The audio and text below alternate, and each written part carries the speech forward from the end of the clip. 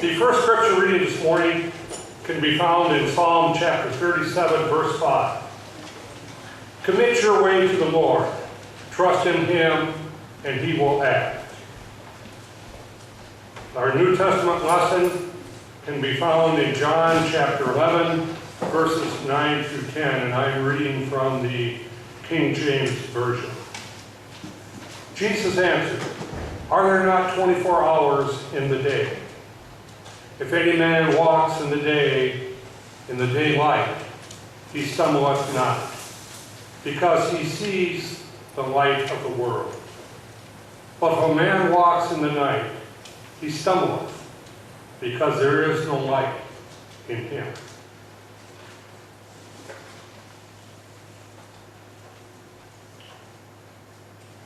Years ago, there was an old game show called Beat the Clock. In this game show, contestants were given a select amount of time to accomplish a certain task or answer a certain question, thus beating the clock. In sports, we try to beat the clock. You probably heard the announcer saying, "Well, the clock is against them. Time is running out." But the team is making a comeback, but the clock is their worst enemy. Now, any good coach or good player will try to beat the clock. They will try to make that last second field goal or that last second basket. It seems like in our life, we are always trying to beat the clock. We rush to make it to practice or the game or whatever other activity we are in or our kids are in. Well, maybe even sometimes we rush to get to church on time. We would yell, "Hurry up! We're going to be late for church!" Again. Now that really puts us in a good mood for worship. It would seem that this is what our life, or at least mine, is about: beating the clock. Time is valuable. Time is life. We see kids driving, going to prom, going to college, and we ask the question, well, where did the time go? Or where did my life go? We can run out of money, but still have time. We can run out of electricity and still have time. But if we run out of time, we have nothing. Besides managing our money, we need to manage our time. We can always make more money, but we can't make more time. We can make more friends, but we cannot make more time. God has given each one of us an allotted amount of time. So what we do with the time He has given us is important, because time management is important to God. We master our minutes, or we become slaves to them. We use time, or time uses us. God wants us to use our time wisely. So the first thing we need to do is approach each day as a gift from God. God does not talk about yesterday or tomorrow, but only about today. Every minute that we have, every breath we take is a gift from God. Now, have you ever heard the statement, "Oh, I wish I had as much time as you do"? Now think about how silly that really sounds. We all have the same amount of time. If you are here this morning and you think, "I don't have the time to do everything that I want to do," well, guess what? Join the crowd.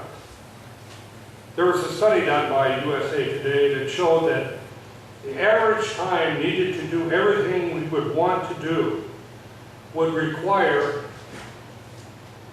42 hours a day. Almost double what we have. That means that in most cases, probably all cases, it's impossible for us to get everything done that we want to do in a day's time. But there is good news. We will all die not having done everything we wanted to do. How often do we hear the phrase, "I've always wanted to do that"? The good news is that we will have time to do everything we need to do. And what we need to do is what God would have us do. And therefore, God will provide that time. Think about what Jesus was able to accomplish in his short period of time on the earth. Now, he was 33 years old when he was crucified. But 99.9% of his ministry was accomplished in 3 years.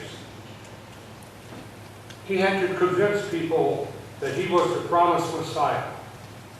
He had to convert them from the laws of the Old Testament and from the works of grace, and from works to grace. Then he had to be killed by hanging on the cross, buried, only to rise again, and then remain on earth for his final instruction. Now, the Bible doesn't say this, but I am sure that there were things that Jesus probably wanted to do and never had the chance.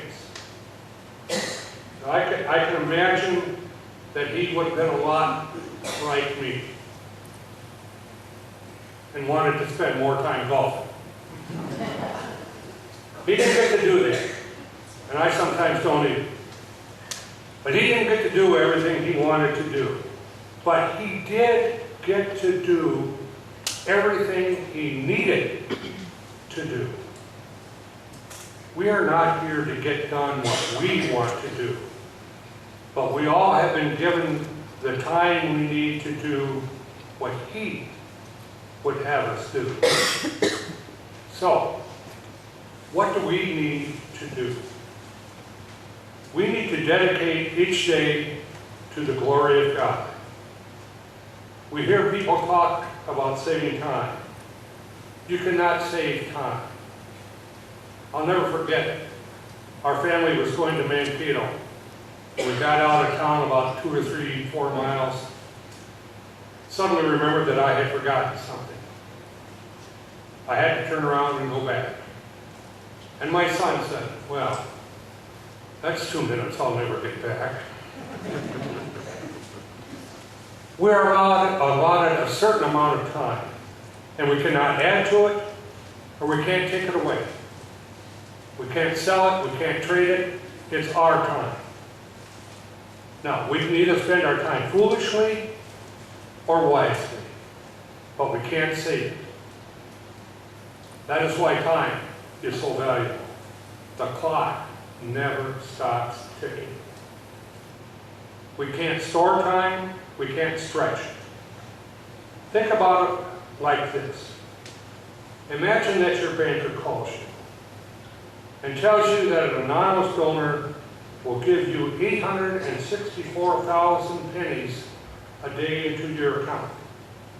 Now, before you all grab your calculators and smartphones, that's $864 a day.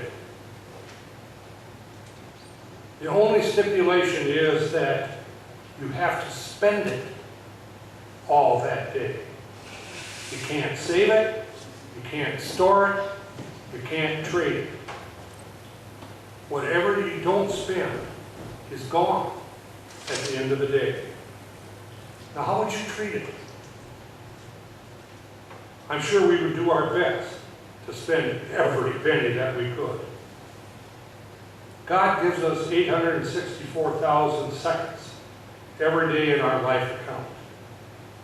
We need to make sure that we spend it the best way we can. So many times Christians make the mistake of not making time for God. They say, "I would read my Bible, but I don't have the time." Or I would come to church, but I have too much to do.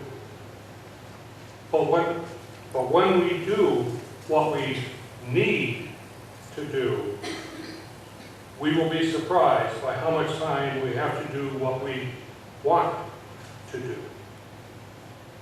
Finally, the last way to beat the clock is to celebrate each day in the goodness of God. Now, the last thing I want you to think is that I want you to do, or I want you to cram a bunch of stuff into your day. We all need to take time to smell the roses. We all need time to just sit back.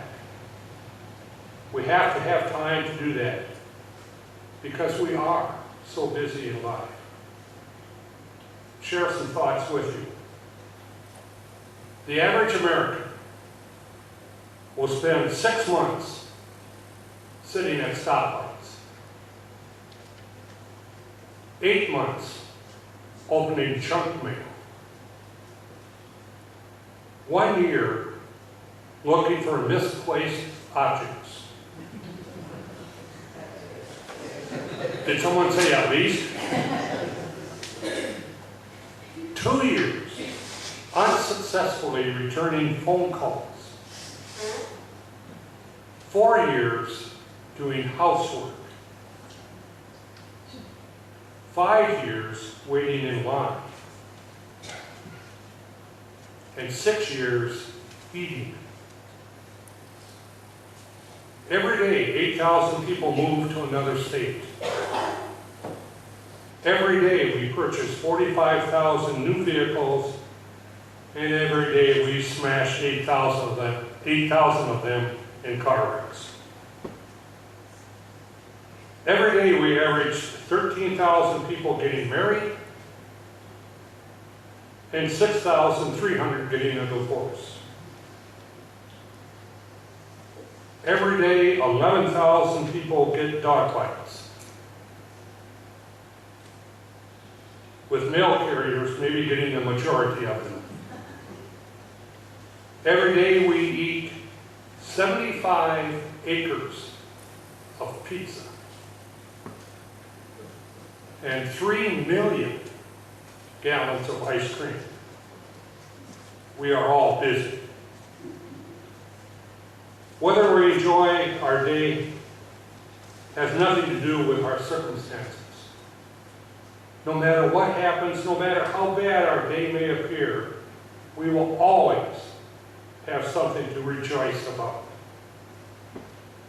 Think of the man who was feeling sorry for himself because he had holes in his shoes, only to look and see a man in a wheelchair who had no feet at all. No matter what we are going through in our life, God has a purpose. It doesn't matter if you're 6 months or 60 years old. Time is short. All time belongs to God. You see, there is no such thing, or there was no such thing as time until God made it.